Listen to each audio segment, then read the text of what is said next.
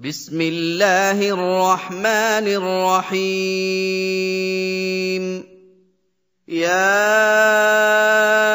أيها الذين آمنوا لا تتخذوا عدوي وعدوكم أولياء تلقون إليهم بالمودة وقد كفروا بما جاءكم من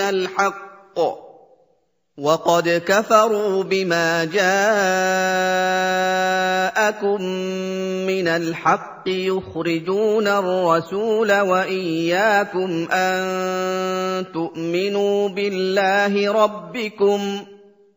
يخرجون الرسول وإياكم أن تؤمنوا بالله ربكم إن كنتم خرجتم جهادا في سبيلي وابتغاء مرضاتي تسرون إليهم بالمودة وأنا أعلم بما أخفيتم وما أعلنتم ومن يفعله منكم فقد ضل سواء السبيل إن يثقفوكم يكونوا لكم أعداء ويبسطوا إليكم أيديهم وألسنتهم بالسوء وودوا لو تكفرون لن تنفعكم أرحامكم ولا أولادكم يوم القيامة يفصل بينكم والله بما تعملون بصير शुरू अल्लाह के नाम से जो बड़ा मेहरबान निहायत रहम वाला है। मोमिनो, अगर तुम मेरी राह में लड़ने और मेरी खुशनुदी तलब करने के लिए मक्के से निकले हो तो मेरे और अपने दुश्मनों को दोस्त न बनाओ। तुम तो उनकी दोस्ती के पैगाम भेजते हो और वो दीन हक से जो तुम्हारे पास आया है मुनकिर हैं, और इस बाइस से कि तुम अपने परवरदिगार खुदाए ताला पर ईमान लाए हो, पैगंबर को और तुमको जिला वतन करते हैं। तुम उनकी तरफ पोशीदा पोशीदा दोस्ती के पैगाम भेजते हो और जो कुछ तुम मख्फी तौर पर और जो अलल ऐलान करते हो वो मुझे मालूम है, और जो कोई तुम में से ऐसा करेगा वो सीधे रास्ते से भटक गया। अगर ये काफिर तुम पर कुदरत पालें तो तुम्हारे दुश्मन हो जाएं और ईजा के लिए तुम पर हाथ भी चलाएं और जबानें भी, और चाहते हैं कि तुम किसी तरह काफिर हो जाओ। कयामत के दिन न तुम्हारे रिश्ते नाते काम आएंगे और न औलाद। उस रोज वही तुम में फैसला करेगा, और जो कुछ तुम करते हो खुदा उसको देखता है। قد كانت لكم أسوة حسنة في إبراهيم والذين معه إذ قالوا لقومهم إنا براء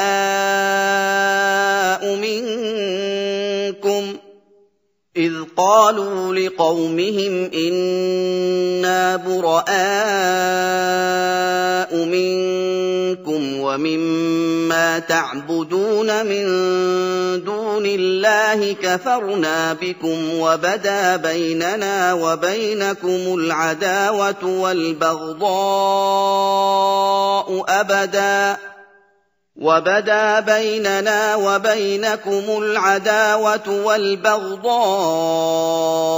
أبدا حتى تؤمنوا بالله وحده إلا قول إبراهيم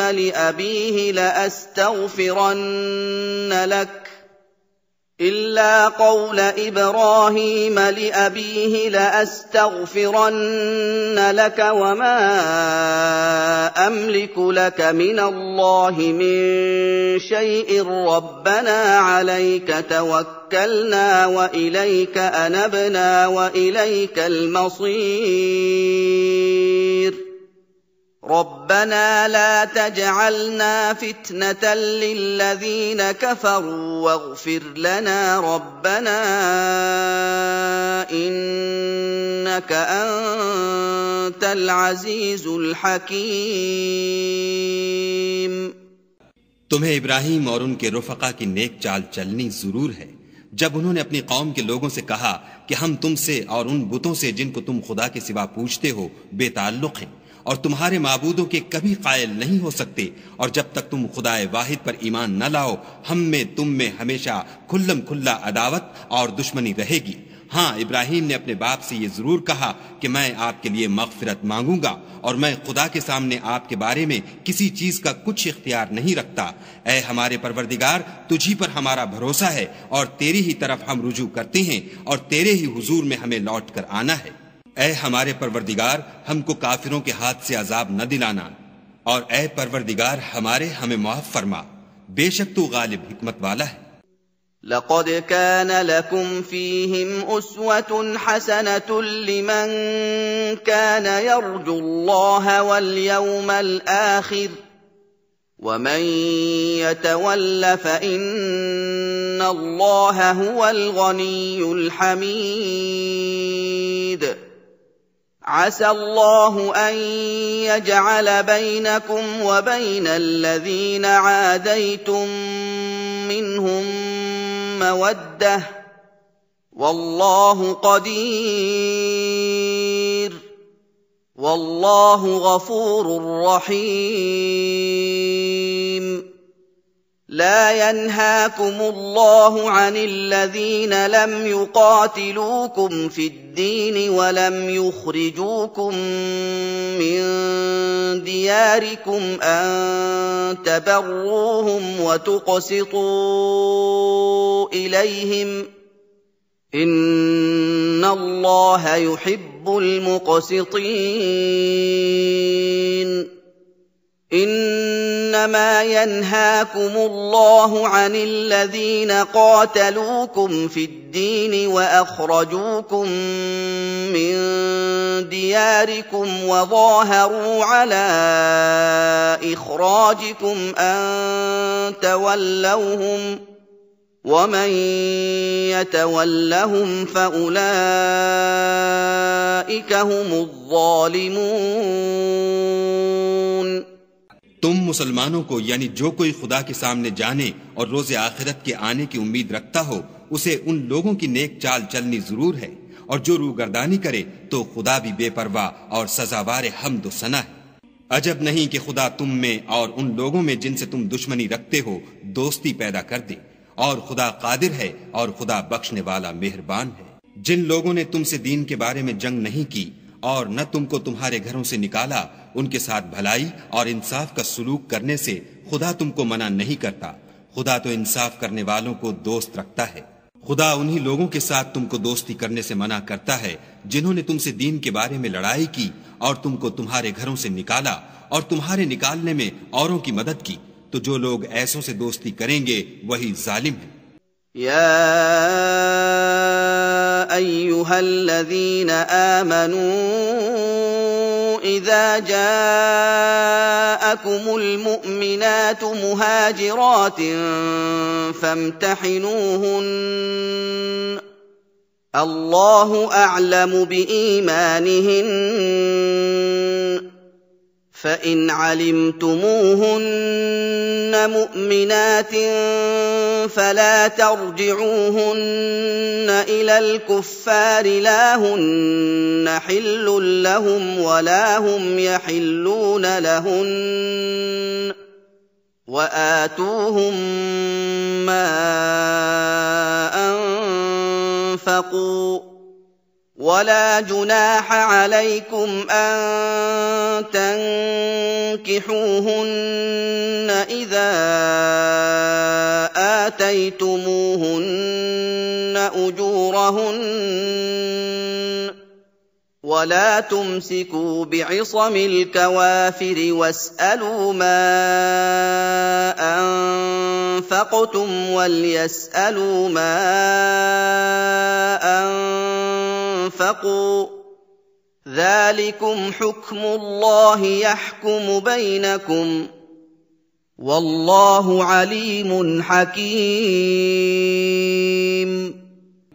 मोमिनो, जब तुम्हारे पास मोमिन औरतें वतन छोड़कर आएं तो उनकी आजमाइश कर लो, और खुदा तो उनके ईमान को खूब जानता है। सो अगर तुमको मालूम हो कि मोमिन हैं तो उनको कुफ्फार के पास वापस न भेजो कि ना ये उनको हलाल हैं और ना वो उनको जायज, और जो कुछ उन्होंने उन पर खर्च किया हो वो उनको दे दो, और तुम पर कुछ गुनाह नहीं कि उन औरतों को महर देकर उनसे निकाह कर लो, और काफिर औरतों की नामूस को कब्जे में न रखो, यानी कुफ्फार को वापस दे दो, और जो कुछ तुमने उन पर खर्च किया हो तुम उनसे तलब कर लो, और जो कुछ उन्होंने अपनी औरतों पर खर्च किया हो वो तुमसे तलब कर लें। ये खुदा का हुक्म है जो तुम में फैसला किए देता है, और खुदा जानने वाला हिकमत वाला है।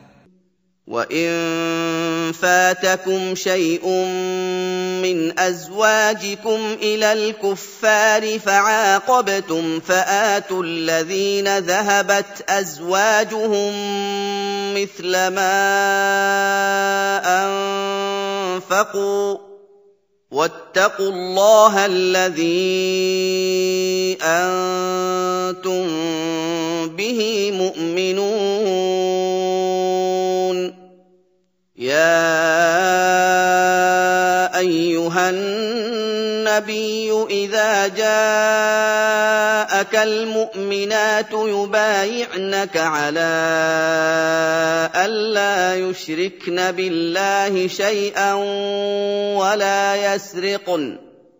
ولا يسرقن ولا يزنين ولا يقتلن أولادهن ولا يأتين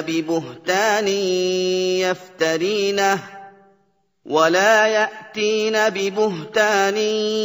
يفترينه بين أيديهن وأرجلهن ولا يعصينك في معروف فبايعهن واستغفر لهن الله إن الله غفور رحيم. يا أيها الذين آمنوا لا تتولوا قوما غضب الله عليهم قد يئسوا من الآخرة كما يئس الكفار من أصحاب القبور. और अगर तुम्हारी औरतों में से कोई औरत तुम्हारे हाथ से निकलकर काफिरों के पास चली जाए और उसका महर वसूल न हुआ हो, फिर तुम उनसे जंग करो और उनसे तुमको गनीमत हाथ लगे, तो जिनकी औरतें चली गई हैं उनको उस माल में से इतना दे दो जितना उन्होंने खर्च किया था, और खुदा से जिस पर तुम ईमान लाए हो डरो। ऐ पैगंबर सल्लल्लाहु अलैहि वसल्लम, जब तुम्हारे पास मोमिन औरतें इस बात पर बैत करने को आएं कि खुदा के साथ न तो शिर्क करेंगी, न चोरी करेंगी, न बदकारी करेंगी, न अपनी औलाद को कत्ल करेंगी, न अपने हाथ पांवों में कोई बहतान बांध लाएंगी, न नेक कामों में तुम्हारी नाफरमानी करेंगी, तो उनसे बैत ले लो और उनके लिए खुदा से बख्शिश मांगो। बेशक खुदा बख्शने वाला मेहरबान है। मोमिनों, उन लोगों से जिन पर खुदा गुस्से हुआ है दोस्ती न करो, क्योंकि जिस तरह काफिरों को मुर्दों के जी उठने की उम्मीद नहीं, इसी तरह उन लोगों को भी आखिरत के आने की उम्मीद नहीं।